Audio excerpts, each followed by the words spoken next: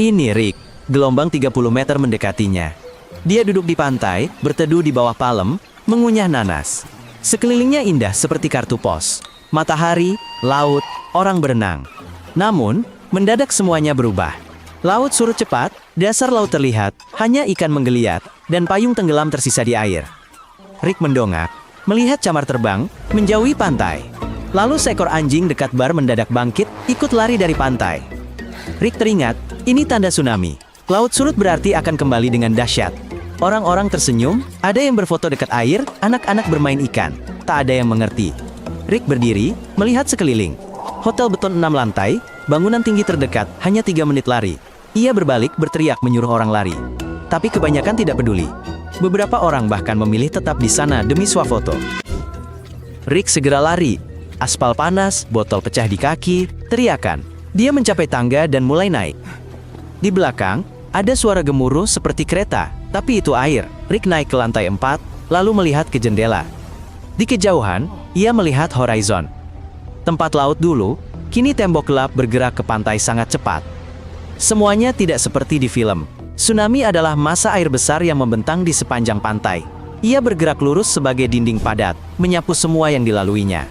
Pohon palem membungkuk, atap rumah terlepas. Air melaju cepat dan pasti di jalanan.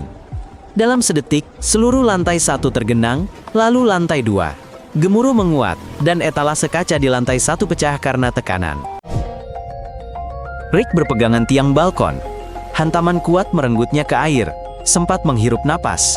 Ini bukan air biasa, melainkan gilingan daging cair dari ranting, puing, dan kaca. Rick terlempar, terhantam berputar.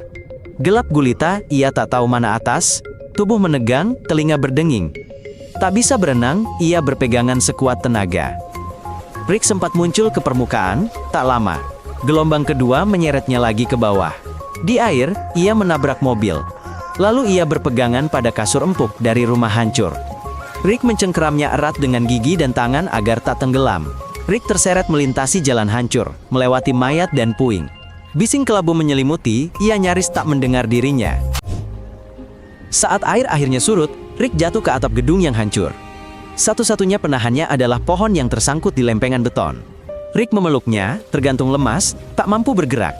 Di bawahnya, lautan puing, pipa bengkok, kantong basah, sprei berlumuran darah. Semuanya hening. Hanya tetesan air dari atap yang memecah keheningan. Rick hidup, tapi hampir tak berdaya. Tsunami lahir dari gempa bumi.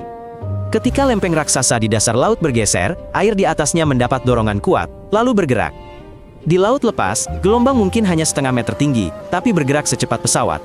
Di dekat pantai, di mana dasar laut tiba-tiba dangkal, gelombang memampat dan membesar. Itulah mengapa laut surut sebelum menerjang, seperti menarik napas. Lalu, embusan napas mematikan. Kebanyakan orang tewas bukan oleh ombak, tapi karena ketidaktahuan. Mereka mengejar barang, kembali mengambil HP, ke air untuk foto, atau kaget membeku. Mereka punya 3 menit, tapi menyia-nyiakannya. Yang selamat adalah mereka yang langsung paham, berlari dan naik ke tempat lebih tinggi. Mereka tidak ragu. Rick selamat karena mempercayai apa yang dilihatnya.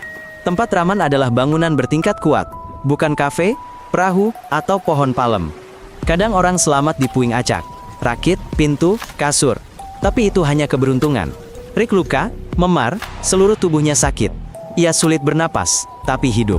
Beberapa jam kemudian, helikopter melihatnya dan menurunkan tali. Ia berpegangan, lalu terangkat ke udara. Di bawahnya, pemandangan bencana terlihat. Jalan tersapu, mobil di pohon, perahu di atap, rumah hancur. Hanya bangunan beton kokoh yang bertahan. Rick selamat, ia beruntung hari ini, jadi dukung dia dengan subscribe.